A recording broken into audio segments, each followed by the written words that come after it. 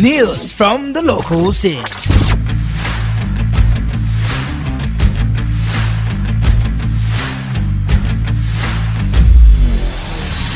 Alright, so welcome back, and straight away we move into the local scene. And yeah, should we start the show from, if not from the FCT? We will be starting from the League Division 1 as we hear that the league has resumed with mouth-watering fixtures that went down yesterday and also the early hours of today. More games will be coming down tomorrow as we hear from the league committee chairman concerning the FCT League Division 1. Let me quickly run through the fixture of some of the games that went down yesterday, and also some games that went down in the early hours of today. Yesterday we saw the game between FJT and Bukno Academy, and also Albiza against Pride FC. The game went down yesterday at the Area 3 football pitch that is in Group A. And in Group B, some games went down yesterday, the 26th of March 2024, where Galadima took on IB Sports. Medical Sports were also in action against J1. And early hours of today, Group C took the center stage as Tiki Taka was up against Casmata, and Camp had to play against Royal. The game went down at 12 noon and 2 p.m. respectively. Before the end of the show, we'll definitely run down the results of those games, and also early hours of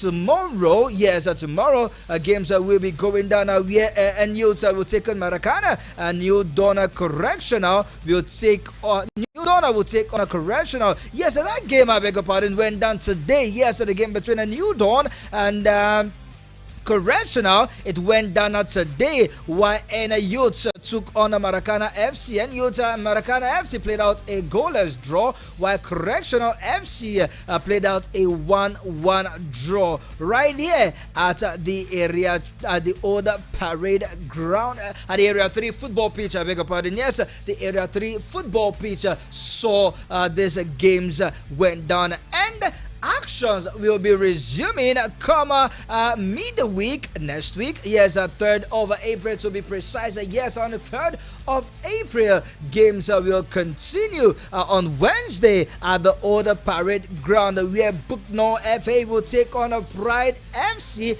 and Abis FA will welcome FGT. And in a Group B, same day at 12 noon at the Area 3 parade ground, Area 3 football pitch. Yes, IB Sports will take on J1, while Galadima will slug it out against Medicals. That game will be at 2 p.m. Then Group C will begin, or rather continue, their battle at the old parade ground, where Royal FC and castmates will slug it out, and Tiki Taka with Camp United will have all to swelt for. And in Group D, on the 4th of April 2024, that's on Thursday, action will continue, where Correctional will take on Maracana, and NUs will do battles with New Dawn. That game will be coming down at 12 noon and 2 p.m. respectively. It's all about the FCT League Division 1. Yes, it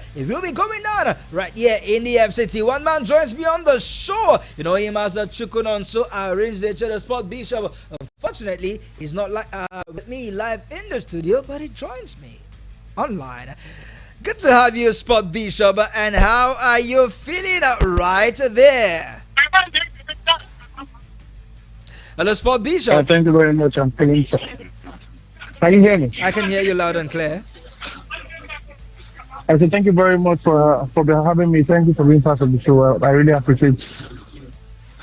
All right, good to always have you join me on the show, either here in the studio or elsewhere. It is always a pleasure whenever we talk sport together. Sport Bishop, I was just concluding on the FCT League 1 that resumed yesterday, as well as games that continue today, and some games that will be going down tomorrow at the Old Parade Ground as well as Area 3 football pitch respectively. How excited are you concerning the return of the FCT League Division 1?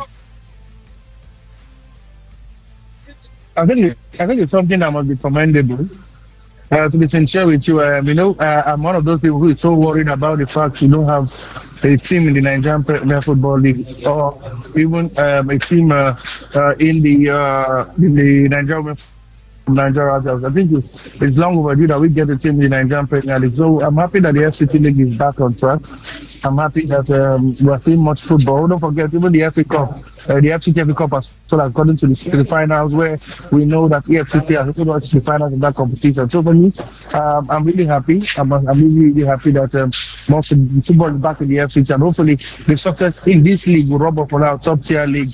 Maybe the then from the NNL, and obviously we'll get to see a team from Nigeria, Abuja in the NFF. Don't forget, the last thing we saw in the NFF was FCT Abuja FC, and we're hoping that maybe with this new incentive and with these games coming thick and fast in the FCT, teams will begin to grow, and at some point we'll get to see one of our darling teams playing in the topmost flights of football here in Nigeria. Absolutely. It is the quest of every sport lovers right here in Abuja to have a team participate in the NPFL as well as the NWFL actively. That is the wish, I believe, concerning every sport lover. All right, Sport Bishop, can we move away from the FCT Division League 1 and move down to the NNL, where we hear that all the games in the NPFL for this weekend has been rescheduled owing to the fact that the Federation Cup is on, and the NFF have instructed every team to conclude the games in the Federation Cup. We hear that the Federation Cup will resume fully this weekend, and all the games must be concluded between the 30th and the 31st of March 2024. All the teams participating have been told of this recent development.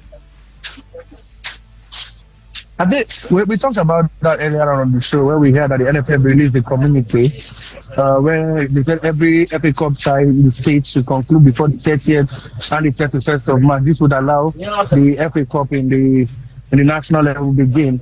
I can confirm to you that many states have complied with that rule. Like I told you, the FCTFA, so FA Cup is already in the finals already. Hopefully by this weekend, we'll find out the champions of the FCTFA Cup.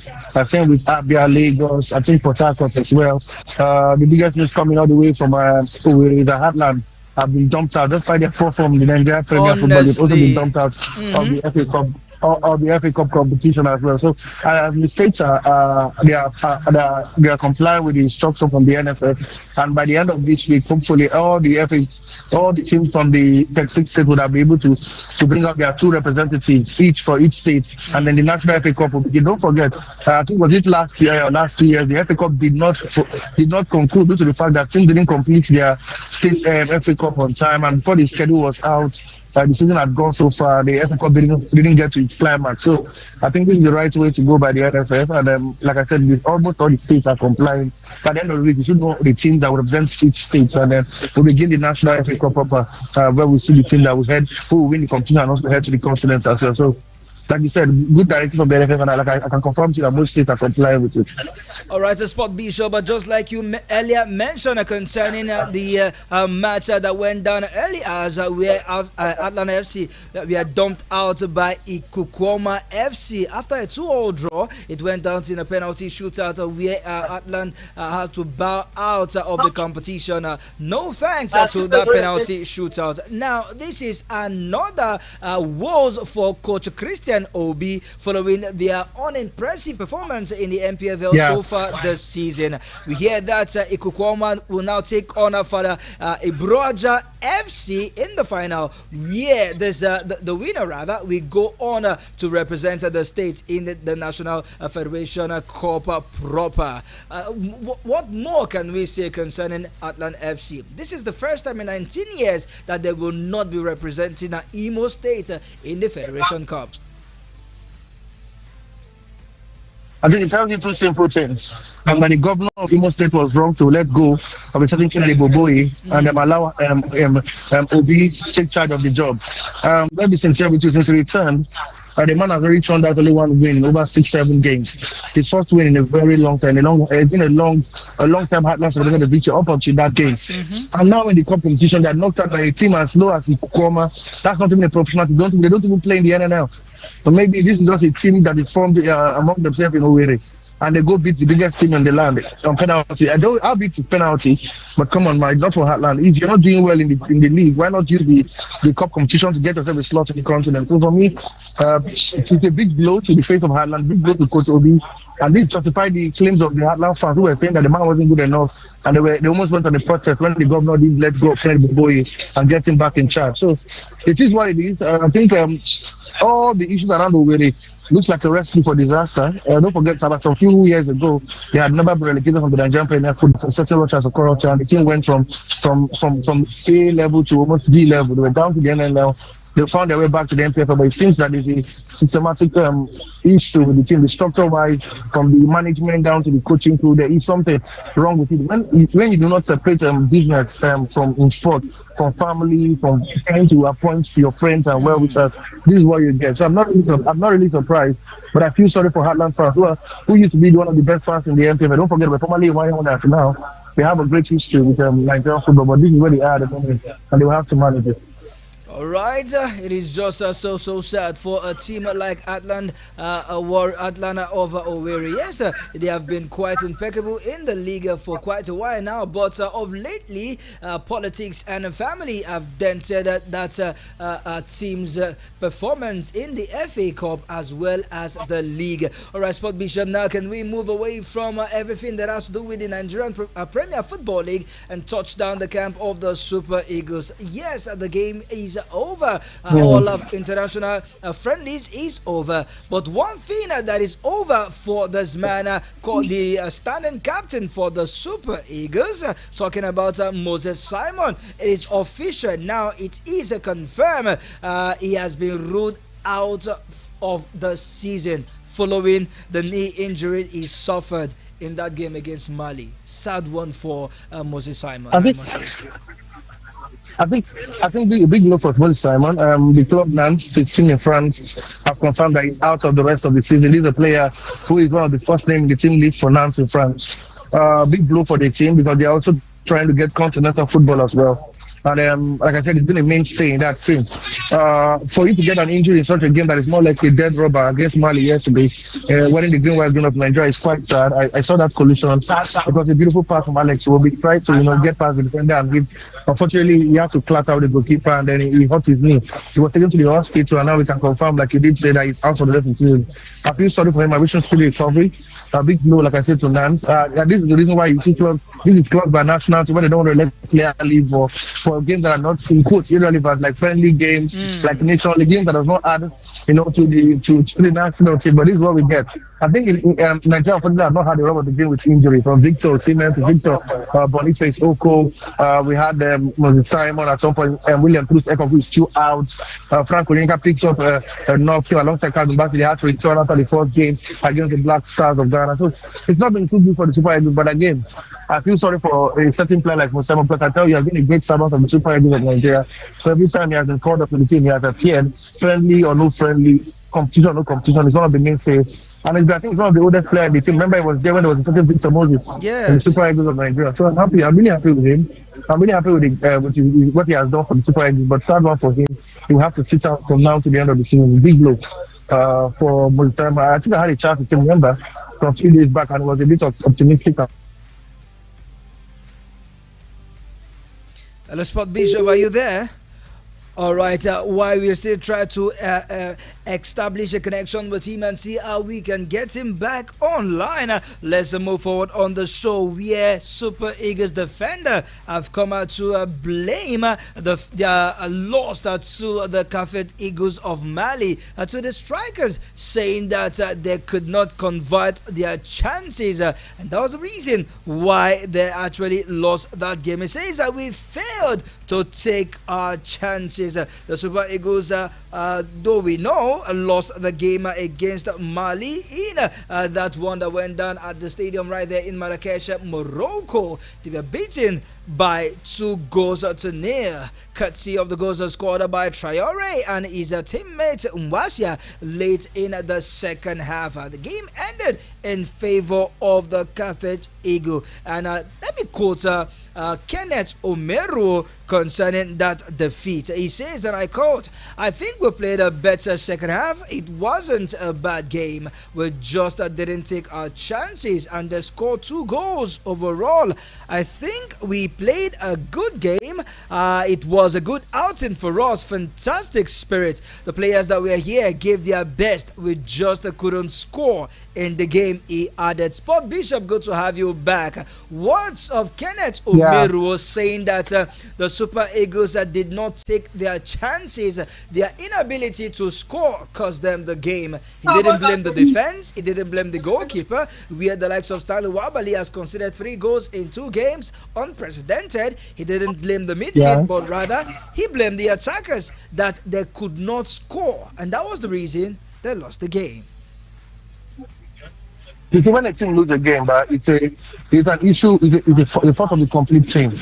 I don't think fingering one part of the team will be nice for the Super Eagles, to be sincere with you. Don't forget, one of the goals was a howler from Chidozia was him. Like a stupid pass, and then the player that's Balitore picked up that ball and smashed the ball in the back of the net to give Mali the first goal there in count. But to me, it's about the whole team. Let's be realistic. Yes, it wasn't the best day, not wasn't the best day in the office for our defenders. Don't forget the coach when he got chopped and changed. There were so many players in that team that were not there the last game against Black Stars of Ghana. And don't forget, he told us that we're going to see new faces. That is a friendly game. That it's not that important about experiment. He changed the formation 1, 2, 3 times during the game, changed personnel as well. So I'm not really surprised with the way they played. But to be sincere with you, I quite agree with him a bit that lack of strikers for them, because they created lots of chances. Like I said, it wasn't vintage performance, so it wasn't the best of performance. It wasn't the worst of performance either. They created chances. If you ask me, but it seemed that you don't have a striker. Boniface was injured. Onyema was injured. Chidi Dizel, the only main striker, the coach had to drop him to defend because he wanted to rotate, and he had to play Kelechi Anacho and Simon as a striker, and they are not natural strikers. These guys cannot, they can't. When we talk about strikers in world football, we're talking about strikers that get a goal after every 2 chances. So Simon, these guys are natural wingers, they're not natural strikers, and we saw how well they wasted those chances that just created yesterday against Mali. So I quite agree with him that if they had better strikers, they would have scored maybe 1 or 2 or 3 goals. But at the end of the day, let's not put the blame to the strikers. If Chidozia was not sealing the back, those guys would have not scored. If they didn't lose concentration in the 8 to 4 minutes, Dambura would have gotten the wrong goal from Mali as well. So football is a round game of mistakes. You make a mistake, your opposition will hurt you. It's as simple as that. So for me, I can tell you, I think the whole team that should be called out. But like I said, we need to say I quite agree with that fact that we would have scored a goal or 2 if we had better strikers in front of goal. If you look at the second half, when we got into the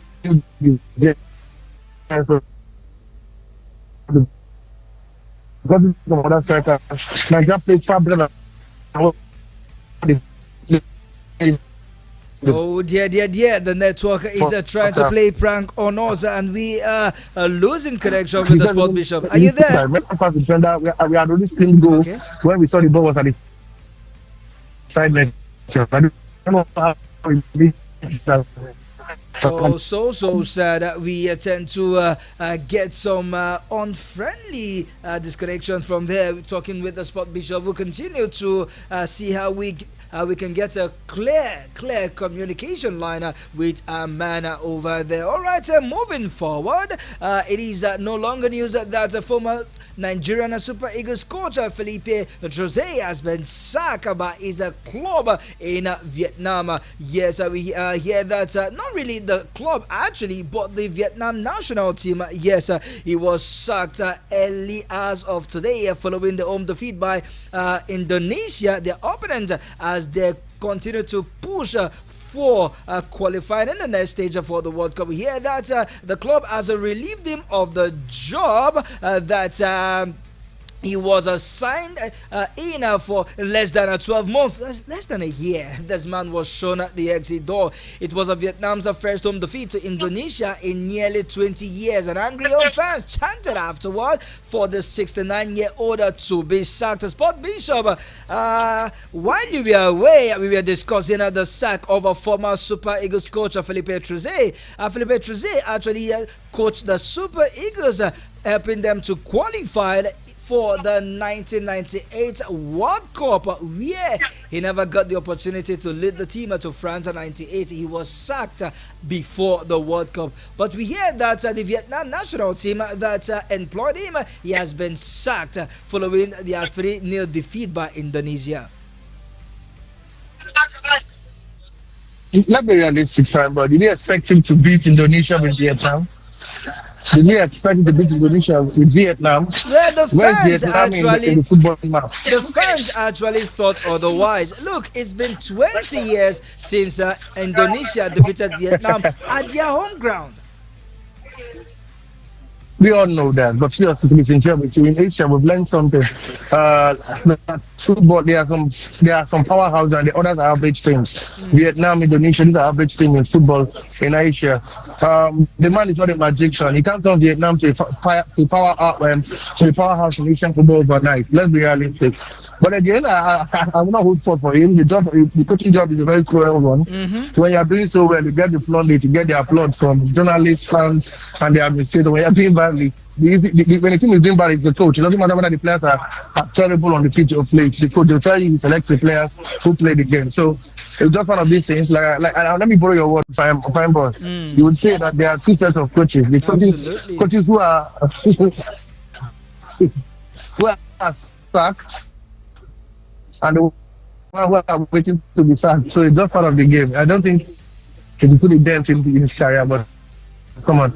I think it's the national team, they are like a Liverpool, they want some more. Anyway, they can get to believe, they can get to believe. All right, just like Oliver Twist, they would want more.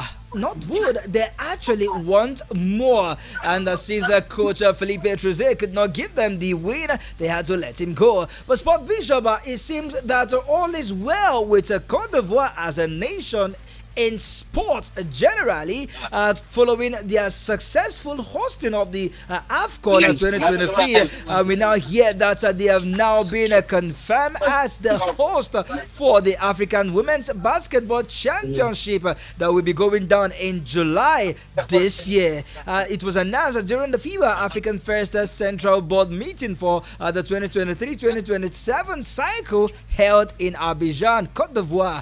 First, it was Ghana, and now Cote d'Ivoire. When will it be Nigeria? And don't forget, let me drag you back a bit to what happened. Please do. Let me drag you back. Please do. To what the Minister of Sports said. Yeah, he told us that it was time for Nigeria and Africa to arise and begin to host tournaments that will get the best of the world together. And in his statement to us, he told us that 2030, Nigeria will be hoping to bid for the Commonwealth Games here in Nigeria. A lot of people were actually, that's going to be a distraction to what is going on with the country, but come on. It's a crime. We actually, since the inception of the Commonwealth Games, no African team have held that competition. And now we are seeing Cote d'Ivoire just hosting the World Cup, Nations Cup, I beg your pardon. And now they are hosting the Afro basketball, meaning what does this do to the country? Simple. It improves the facilities. I think the South African League are still enjoying the benefit of hosting the 2010 World Cup. Remember when they had to build the FMD Stadium, the stadium in Pretoria, the Mbemba Stadium, Bombela Stadium, I beg your pardon. And you could see it has rubbed off on their football, rubbed off on their rugby, rubbed off on their track and field. They now even compete in Nigeria in the track and field. So for me, I think it's not a bad idea if an African country is doing well hosting. We talked about Morocco and how they'll be hosting the next under-17 World Cup in the next 5 years, because it's going to be an annual competition according to FIFA. I talked about Morocco hosting the last 2 editions of the African Women's Cup of Nations and what it has done for their infrastructure as well. So I want to applaud the government of Ivory Coast, who are also trying to catch up to the latest in sports infrastructure. Like you said, what the African Cup of Nations we saw just earlier this year, and now we can see what is going on with the Afro basketball. They're getting the right to host that as well. Who says in the next 2-3 years they won't be hosting the next Rugby World Cup, or maybe the next, hosting the tennis competition like we see the Miami Open, the Roland Garros. So it's just one step at a time. And kudos have to go to the government of Cote d'Ivoire. Like I said, the only way you can improve sports in a country is by building up infrastructure. To build infrastructure, spend much money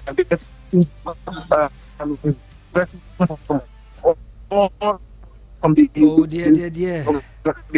organizing federation like FIFA hosting the FIFA competition.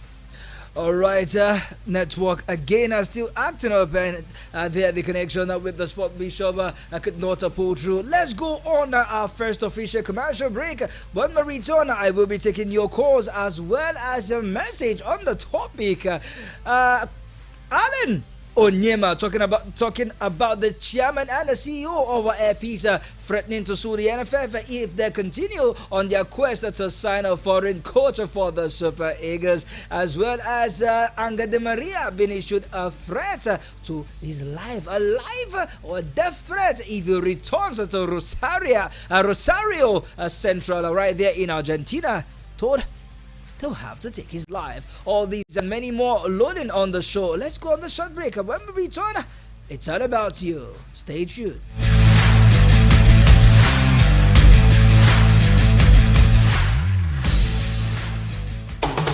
Meet us on YouTube, Insta, and Twitter at Voice of the People 96.1 FM. Voice of the People 96.1 FM.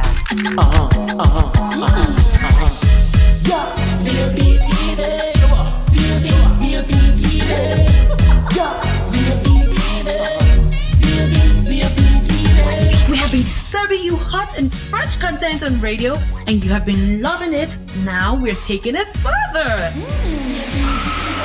Catch us live on YouTube at VOP TV for all the juicy content you can't resist. Talk shows, exclusive interviews, news, lifestyle, and more. It's all about you. VOP TV, show up, speak up. Are you traveling to Lagos and desire a perfect getaway? Look no further than the luxurious accommodations at Airport Golden Tulip Hotel, number 42 Murtala Mohammed International Road, Lagos. Relax and unwind in our beautiful appointed rooms, featuring all the amenities you need for a comfortable stay. Now, whether you are traveling for business or pleasure, our attentive staff is here to ensure that your every need is met. We also offer complimentary pick-up and drop from the Lagos airport. Why not take advantage of our state-of-the-art fitness center, outdoor pool, and enjoy a delicious meal at our on-site restaurant?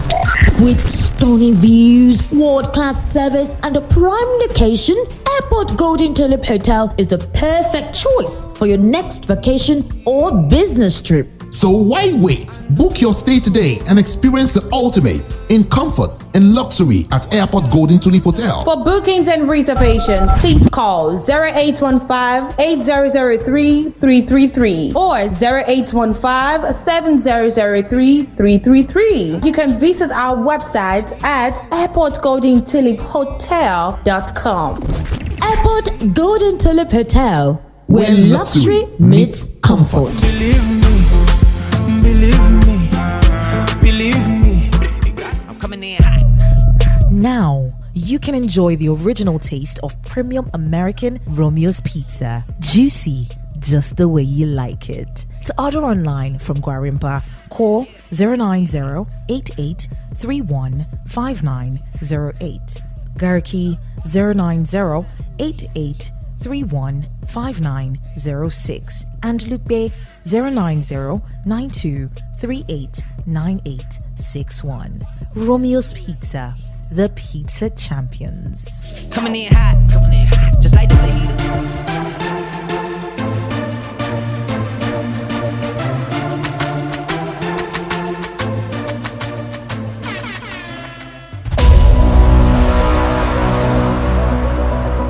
Your health, your style, your music, your life. Taking a journey through every corner of lifestyle, fashion, music, mental health, physical health, even sizzling recipes. Nothing is off limits. VOP Lifestyle 360. Weekdays from 5 p.m. only on Voice of the People 96.1 FM. Now you have a voice. Voice of the People 96.1 FM. Tune in for all the action. Rep your team and be loyal to the game. Sports Lounge, weekdays 4 to 5 p.m. Now you have a voice.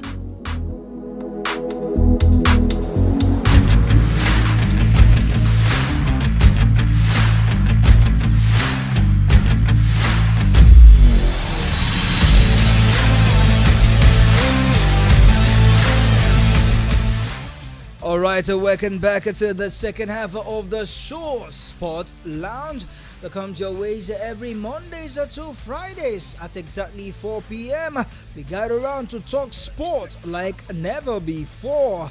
And I've been on the show with the Sport Bishop right here in the studio. But even though he's not here live, but we have been talking concerning some local story from the Super Eagles game, then to the rescheduled NPFL as well as the NNL games that was built for this weekend. But have been shifted due to the runs of federations Cup in the various states. We also talked about Cote d'Ivoire, who have been given the hosting right to host the Afro basketball competition for the women. And right here, we really want to talk about the big one. We hear confirm that the chairman and CEO of Air Peace, he has sued he said, he hasn't done that, but he said he's going to sue the NFF, that is the Nigerian Football Federation, if they go ahead to sign a foreign coach for the Super Eagles. He said, no, if you do that, you'll definitely meet me in court. Sport Bishop, good to have you back on the show. What's your 2 cents concerning what the CEO is saying? For me, I think it's coming from the point of the taxpayer. It's so sad that for the past 8 to 12 years, we've had 2 foreign coaches who I don't think are grade A coaches. To be sincere with you, like I always have been saying every other day of the week and twice on Sunday, is that they need us more than we need them. And when they leave us better than they met us. They leave us better than where they were than when they met us, and leave us worse than where they met us. It's been the truth from Raw to Jose Pesero. Right now we're talking about, do we want a foreign coach or do we want a local coach? Not because of the fact that just because we don't have a star. If we had a star, we would have done because someone who would have continued from where Pesero stopped. We got to the final division cup, you know that already, but it wasn't the case. So for me, it's coming from a taxpayer's money. If we're going to be paying huge dollars to somebody from in the name of expatriates and foreign coach, it should be someone that should be a grade A coach, someone that we know that can add quality to the Super Eagles, and not just for the sake that he's a foreign coach.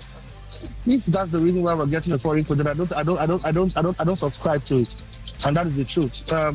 We saw Finidi George in the last 2 games. I don't think he did really badly. I don't think he had the support that Pesero had. Imagine a coach who was his assistant, no assistant coach followed him there.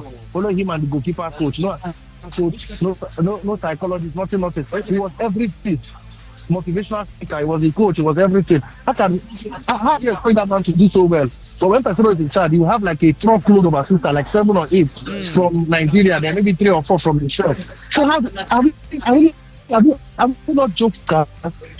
Are we not jokers? See, if we want to get a local coach, this is my own take. Let's give them support that we give these foreign coaches that have been here before. So we get a foreign coach, we pay them in dollars. When we get a local coach, we owe him salary for 47 months. Or 48 months, and then pay him once every 10 months, and expect the man to perform matches. It's not done. So I think the president of Air Peace, talking about the amount, it needs to give from a place of the Nigerian taxpayers' money. If you're going to pay them, if you're paying them with our money, then we, the Nigerian fans, should have a say on who should be the coach of the Super Eagles. So at the end of the NFF will tell you that their banks, their money trapped, and they will run back to the federal government for help. So I quite agree with him. If they're going to pay with taxpayers, but let them listen to the voice of Nigeria. I think Nigerians don't want a foreign coach. Because like I said to you, all the foreign coaches we brought are not even grade A, either they grade B, either they grade C, but they in hard currencies. But when they get to the job, they'll be paying him in Naira. Come on, let's be realistic. George is like UEFA like some big coach. Of course, he is. Absolutely. So for me, I'm not holding forth for Philippe George. Exactly. I'm not holding forth for him. I'm just saying that if we are going to get a foreign coach, please, it should be a grade A coach. If not, let's stick to our home-based coaches and let's give them the support that we give the foreign based coaches, and let's see how well they can go. The last 4 editions of the Afcon have been won by home-based coaches, homegrown coaches. Why can't we do this home? It's not. I share his sentiment, but at the end of the day, it is the prerequisite and the duty of the NFF to decide who will be the coach of the Super Eagles of Nigeria. Of course, this man has come out to say that when a foreign coach bows out of the group stage, nobody talks. But when a Nigerian coach bows out from the quarterfinals or semi-finals, it will be that if it was a foreign coach, we would have won the World Cup. He says that if the NFF goes ahead to appoint a foreign coach, is going to drag them to court together with sport lovers right here in Nigeria, and he will fund it. Recall that in September 2021, Epis signed a sponsorship deal with the NFF worth around 300 million, and Epis is the official airline sponsor of Nigerian national teams. So if not just the Super Eagles, all Nigerian national teams, both the Super Falcons and as well as the cadet teams, as long as cadet level. Exactly. This man, he loves football. Of course, he is the chairman. We earlier mentioned that, as well as the CEO. So if he's speaking just like he said, from a taxpayer angle. Do well to reach us on your take on this topic on 070 0010 961 070 0010 Give us a call, give us a WhatsApp call. You can drop a WhatsApp voice note if you wish, as well as a WhatsApp message. We would definitely give attention to your voice. If you want to do us a text message, feel free, or perhaps you want to drop your comment on YouTube, do well to do that. The YouTube handle is Voice of the People, that is VOP 96.1 Abuja.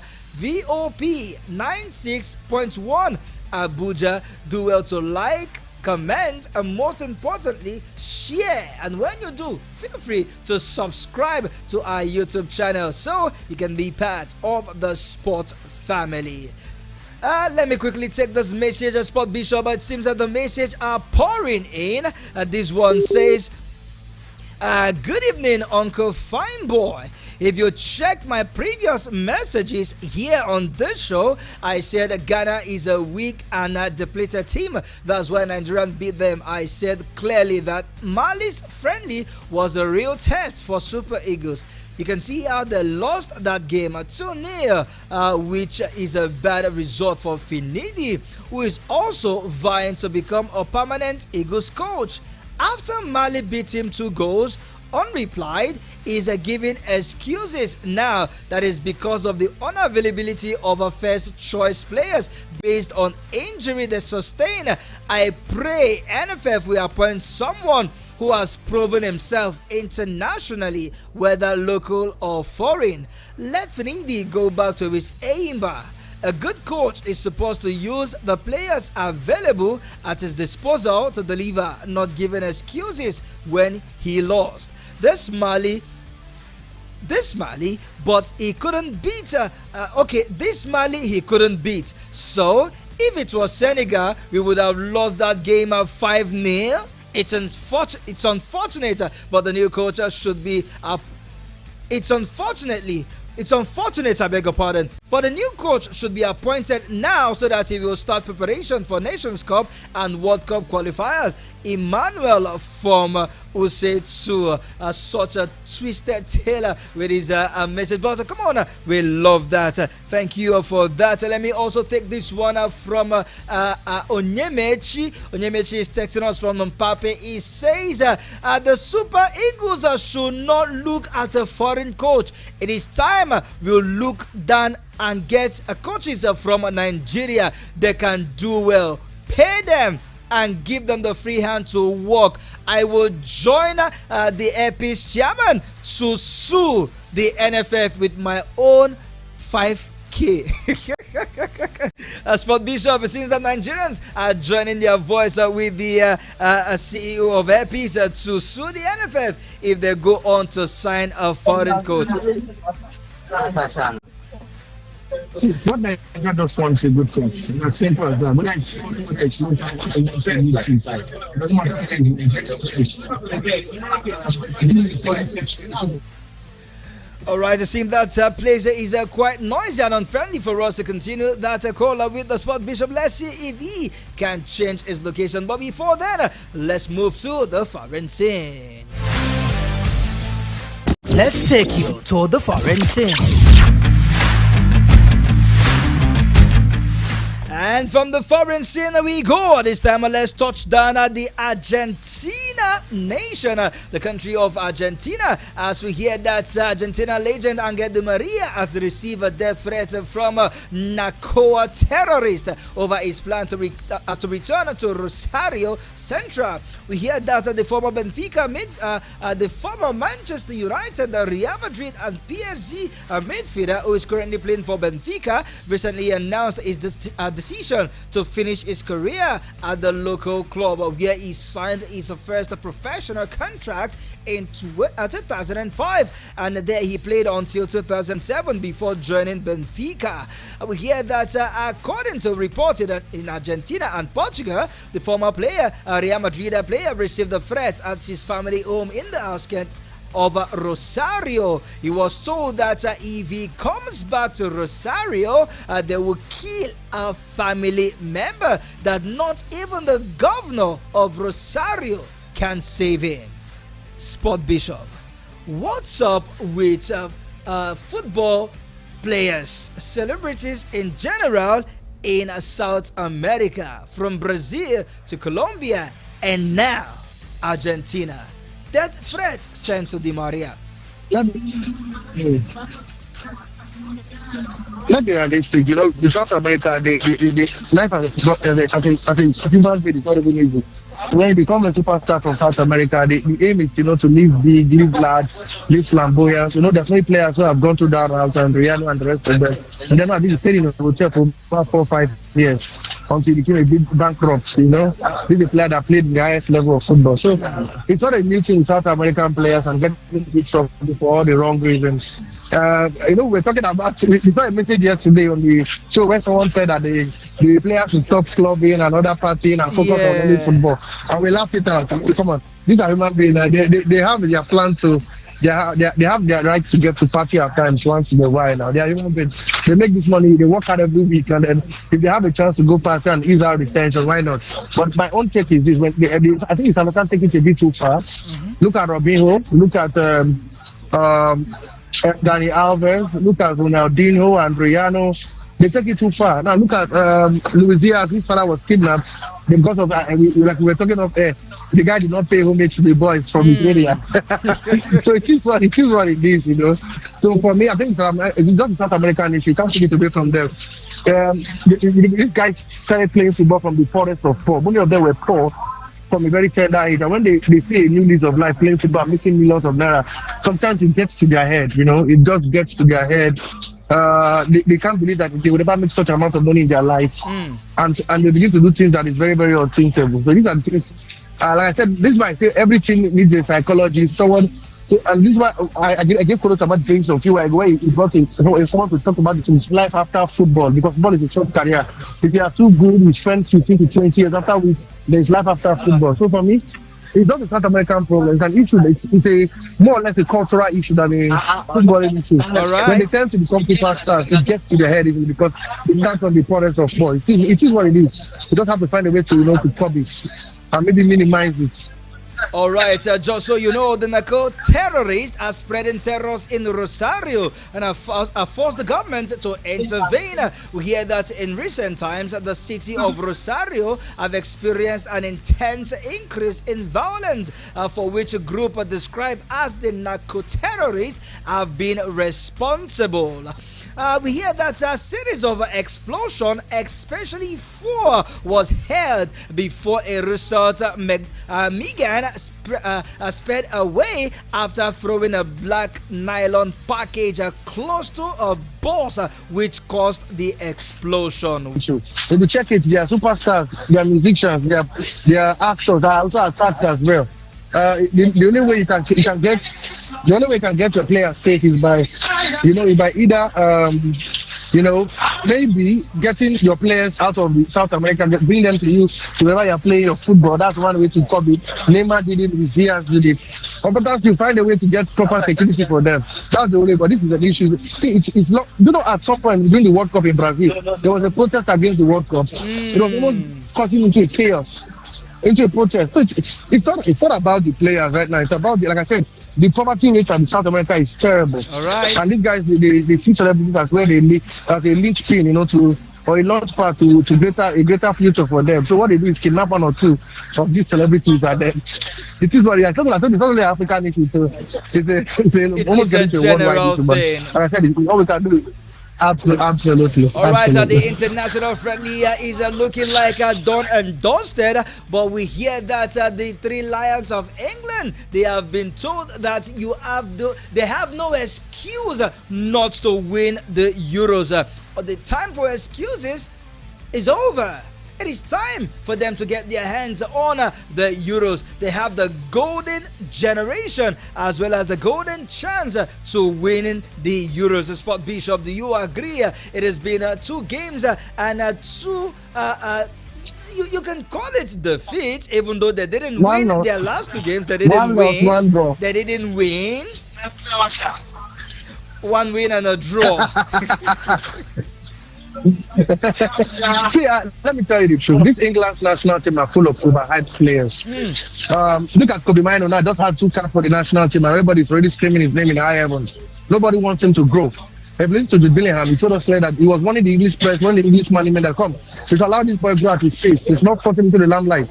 Not everybody will start playing their best football at age of 17. Right. The boy can do it, but don't force him to play every other game and expect too much from the young lad. I think they're overhyped. See, we've seen it with England. When it comes to the big stage, they tend to capitulate. They tend to, when it matters most. So kind of even with the golden eras of the Frank Lampard, the John Terry's, the Steven Gerrard, the Paul Scholes of this world, we did not even do it. I think this sort of English players did better as we got to the finals of the Euros, got to the semi-finals of the World Cup, got to the quarterfinals of the World Cup. But it seems to when they get to that big stage, where they tend to play some of the powerhouse of European and world football, they stutter, they fall. So I'm not gonna get ahead of myself and say English team will win the Euros. All right. Can they win it? Yes. Is it 100% sure? No. There's a big chance they can, but come on, I'm still not convinced. I don't know whether you are or the fans are. Let's hear from them. I will keep our fingers crossed because it is always it's coming home in every competition. All right, let's take this message still from Emmanuel all the way from Usetu, and it reads, as they say in local palace, there is love in sharing. When a famous person who is very rich pays homage to locals, it is important reaching out to charity and the homeless. So let Di Maria relate with his people and show them love. If that is the reason why they sent him the death threat. It's all about showing love to the boys on the streets. But come on, Emmanuel, these are terrorists. These are drug cartels. Showing them love is like encouraging them to go all out in doing their business. All right, finally on the show, let's delve away from football as we give you this report from tennis. We hear that world number 1 Novak Djokovic has split with his coach Goran Ivanisevic. Former Wimbledon champion Ivanisevic became Djokovic's main coach in a match 2022, having worked with him alongside long-term mentor Marina Vajda since 2018. Sport Bishop, we now seen a new set of dominance where Carlos Alcaraz might just take advantage with the split. Novak Djokovic no longer with his coach, talking about Goran Ivanisevic. All right, before the Sport Bishop delve in that one into that one, let me take this message from Franklin all the way from Area 1. It says, good evening, Uncle Fine Boy. This is Franklin from Area 1. For Mr. Alex threatening to drag NFF to court, he might have the right of being one of the sponsors of the national team, but I see it as a political statement. I mean, he wants the progress of the team, but this is also a way of selling his brand. Those things doesn't hold water. For Finidi giving excuses for yesterday's loss, to me, it is disgraceful. You don't beat Ghana and lose to Mali, and you come out to blame it on injury. I hope he gets it right if he eventually get the Super Eagles job. Fine Boy I am still waiting for my birthday gift. Okay, Franklin, you will definitely get it. Just be patient. And talking about being patient, join us patiently on the show tomorrow morning at 8:30 a.m. on the show Sport Beat. And come on, let's do this again at same time, at same station at 4 p.m. on the show Sport Lounge. Up next is Lifestyle 360, and one woman just arrogantly burst away into the studio. Spot this. You're hating on the beauty that just walked in come here. on, I mean, that was I'm dripping glory. For real. Who told you? I am a speck. You need to go check your mirror. Your mirror is deceiving you. I think you need glasses. Anyway, guys, if you've ever wondered what it's like to start a hair business in Nigeria and thrive with whatever amount and build it, I think you should stay tuned in. There was a report, well, not facts, but there are speculations at some point in the year that one of the reasons why, people were struggling, where the dollar was rising and the naira was falling, was because Nigerian women were spending a lot of money on hairs. Today we're going to be having a chat with a hair expert. Well, hair expert, yes, she's been in this business for a very long time, and she gets to tell us, well, if you want to cash out, or do they really cash out? Let's find out in a bit. Don't go anywhere. And thank you very much, Uncle Fineboy. Franklin. Call it. Franklin. Call it. Could that be the reason why Precious and Favor keep disturbing me for hair? Come on, you lady shoe, watch my back. Maybe, just maybe she'll be moved to do a giveaway on the show where you might just get yourself something nice. Wow. I think Mr. Lawrence from Asokoro, one listener, should be licking his lips concerning this juicy one that just dropped. Alright, keep listening to Voice of the People, 96.1 FM Abuja. From me to you, I'm done and I'm gone. God bless. No stress. Adios. This woman says, come on. Who is that girl? Yeah, it's the girl.